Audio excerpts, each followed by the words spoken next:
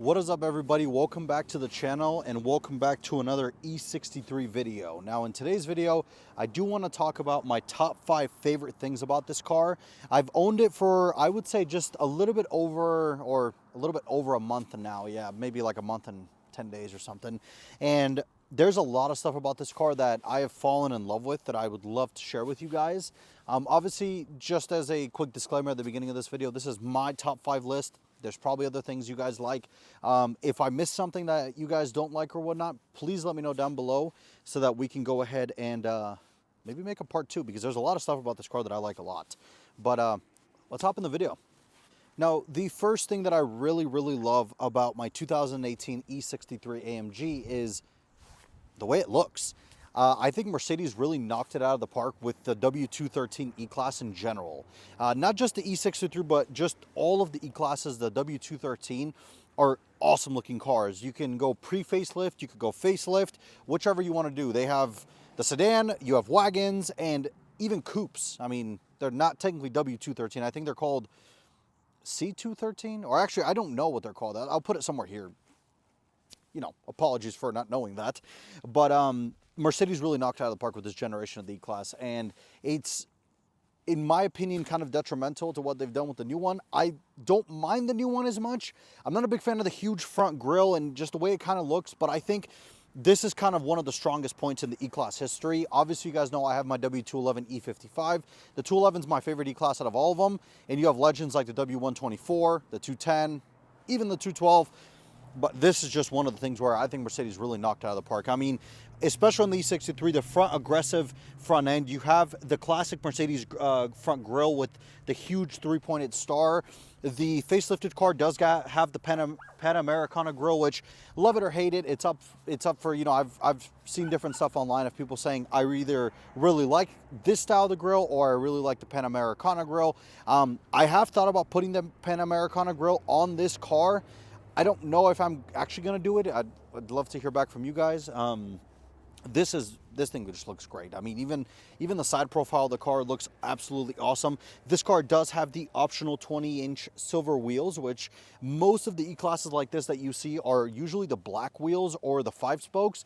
This one has the multi-spoke and they're silver. They look awesome. I do have to get them refinished because the previous owner didn't know what curbs were apparently or whatnot, so they do need to get refinished. But I mean, the side profile and the rear end of this car with that little ducktail spoiler it has from factory, it looks awesome. You have that quad tip AMG exhaust in the rear, which sounds really good, which we'll get to. But I mean, look at it. I think this is one of the best looking E-Classes since the 211. The 212 is great. I'm not necessarily a big fan of the pre-facelift 212. The actual facelifted car, the post-facelift, does look pretty good, but this is just better in every way, in my opinion. But let's get to the second thing on this list. Now, for the second thing on this list, we do have to talk about what's underneath the hood. You guys already know what's in here. You have Mercedes's M177. Now, what the M177 is, this is a twin-turbo 4-liter V8 by Mercedes-Benz, or by AMG, I guess you could say, because it is built by AMG. And this thing is used absolutely in every single thing nowadays. That, aside from like the smaller, you know, 4-cylinder and inline-6 cars, the V8 AMGs all use this motor.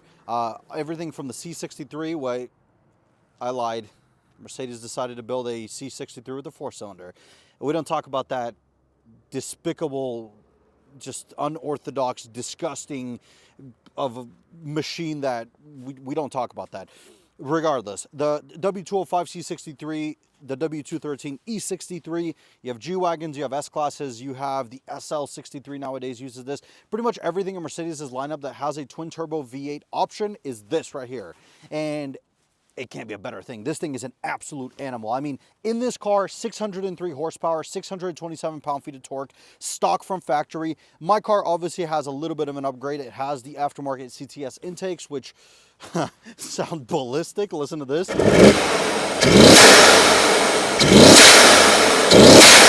Yeah, that's, you know, they sound fantastic. Of course, I'm not done. I'm going to modify it more. We're going to have probably downpipes, probably a tune in the next few months. I don't know yet, we'll see. But I love this thing. It is a great power plant, and for the most part, it is pretty reliable. Knock on AMG. Hopefully it doesn't blow up in the next few days, because that'd be really bad.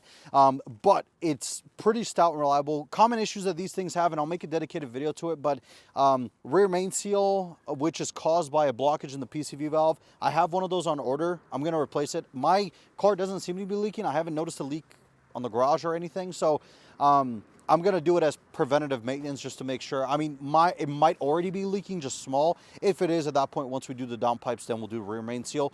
But as of right now, the car's great, and this motor is awesome. It is paired to Mercedes' 9-speed that they call the 9G multi-clutch, which is a really good transmission. I'm a big fan. A lot of people say it's not as good as the ZF8 speed.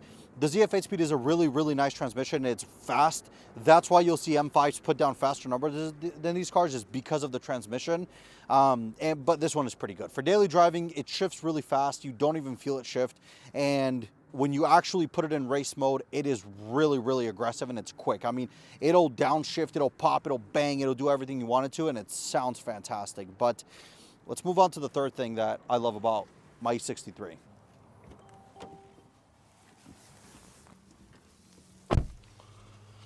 Now, for the third thing on my list that I absolutely love about my E63 is this interior. Mercedes really outdid themselves when it came to this interior. I am probably one of the biggest haters of the W212 interior. I think for a car that costed $100,000 new, it is really cheap and garbage. Now, if you're a W212 owner, please don't crucify me in the comments. You know I'm right. Especially in the pre-facelift cars. After they facelifted the cars in 2014, they did a decent job of making the interior a little bit more modern and making it nicer. But again, it's got a bunch of plastics all over the place. And you know what? This car does have that. I will not completely be blind to it. This car does have creaks in the middle right here. But the W212, the interior just felt like they took a massive step back from the 211 in terms of quality. The 213 is the opposite. You've got leather absolutely everywhere. The door panels have leather stitching. The dashboard has leather stitching. You have the beautiful, huge 12-inch screens, which are, again, the instrument cluster and the MBUX system. You have an absolutely beautiful, beautiful panoramic sunroof, which lets sunlight in all the time. And just the interior in here is just awesome. The seats, mine has the comfort seats, which again, I wanted the comfort seats, not the buckets. These are heated, massage, cooled. They hold you in. They have the active dynamic inflating system. Once you take corners, they turn with you. It's awesome. I mean, you can't beat this. And of course, the car it's just stunning. I absolutely love, love, love this thing. And I have zero regrets about buying this car. I really do. And I will make a dedicated video about the owner's response of 1 month in. I really should make one, but it's awesome. But there are a couple places on the interior that kind of make me a little bit, I wouldn't say they really make me mad, but it's overlooked areas, and the steering wheel is one of the biggest ones. This used to be Alcantara, the sides at least, and now it's not Alcantara, it's something else, or disgusting smooth suede, I guess you could call it now, or whatever. The one thing that really gets on my nerves about this interior is my W211 E55 has Alcantara suede on the headliner. This car, it was an option. Why is it an option, Mercedes? It used to be in every single AMG from the 2000s, and now you make it an option. That's really, really scummy. I don't like that. You should have just kept what you were doing.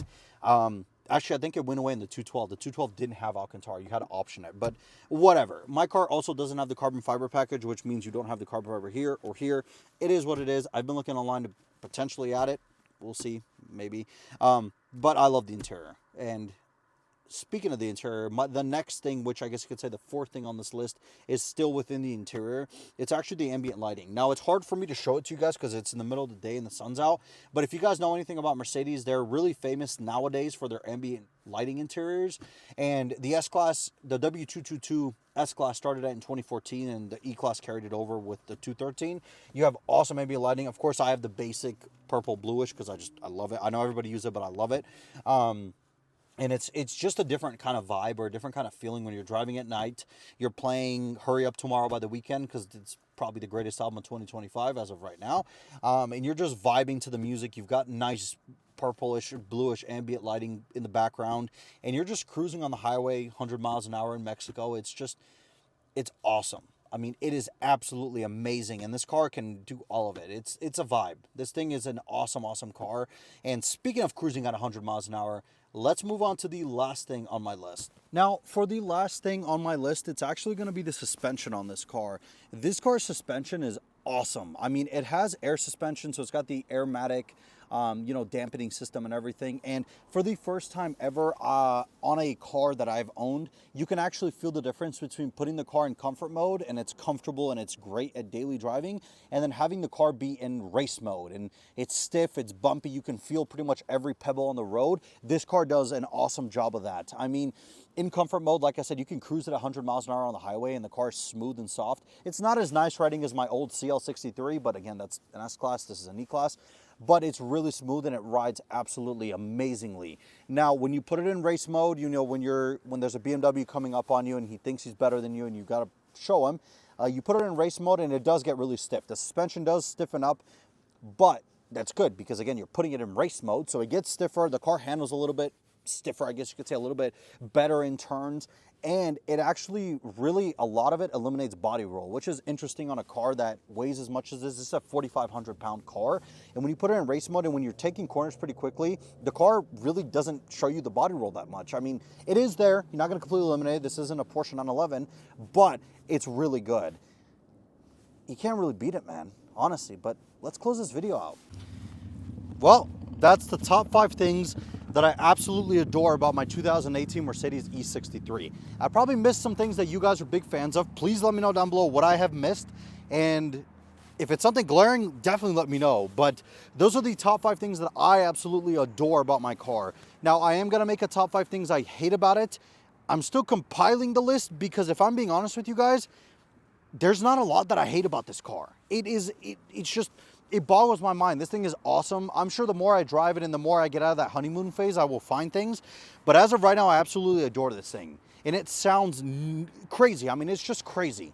This thing is an awesome, awesome car. And Mercedes, again, really outdid themselves when it comes to the design of this thing and just the implementation of the actual car. Thank you all so much for watching the video. Please make sure you like and subscribe. Let me know down below again if I missed some things or if you agree with what I've said. And make sure you check out the rest of my channel. You guys can see from the day when I got this car to the stuff we've done like the CTS intake. Also, make sure you check out my W211 E55 videos because that car desperately needs more work and my bank account is dying because of that. So if you guys want to support that kind of thing, please make sure you keep watching and commenting and let me know how much of an idiot I am because I keep spending money on a Savage Title E55. That is not worth what I have into it. But again, thank you all so much for watching. Have a beautiful rest of your day.